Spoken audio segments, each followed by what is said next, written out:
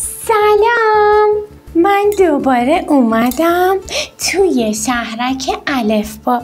راستش میخوام برم مهمونی. کجا؟ میخوام برم خونه نشانه آ. 2 داداشن. یکیشون خیلی خوش اخلاق نیست، ولی اون داداش کوچولوه خیلی خوش اخلاق و خوبه. حالا بهت میگم چرا خوش اخلاق نیست. دلیلشو میدونی؟ بهت میگم. حالا اگه دوست داری بیا با من بریم مهمونی. بفرمایین. ایشون داداش اوله، نشانه آ اول.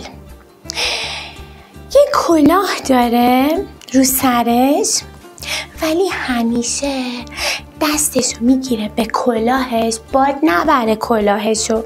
هر چقدر بهش میگن بابا دستتو بیار پایین، باد نمیبره، اصلا گوش نمیکنه که نمیکنه. به خاطر همینه گفتم یه ذره بد اخلاقه.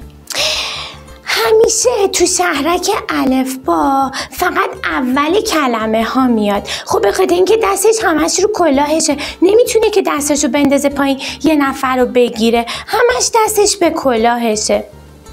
همینه که گفتم اخلاقش قشنگ نیستی که فقط اول کلمه ها میاد. نگاه کن.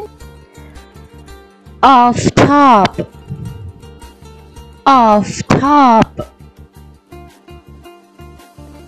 آهو، آهو، آدم برفی،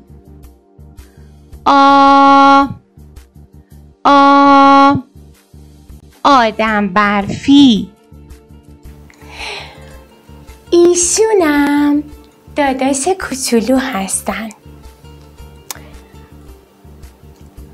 دوم، یه بچه خوب و مسئولیت پذیر و مرتب، دست همه رو میگیره، به همه هم کمک میکنه.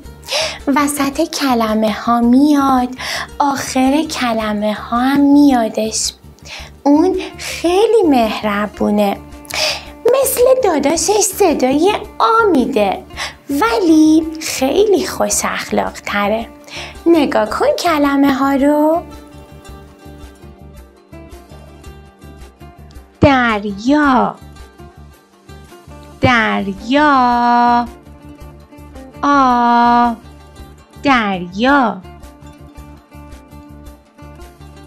بابا، بابا.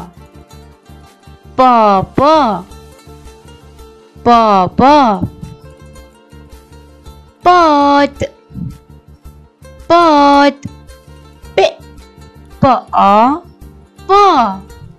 باد. بچه ها با این 2 نشانه آشنا شدین؟ اسمشون الف، صداشون آ اول، آ دوم. هر 2 تاشون داداشن. متشکرم که منو همراهی کردین. خدا نگهدار.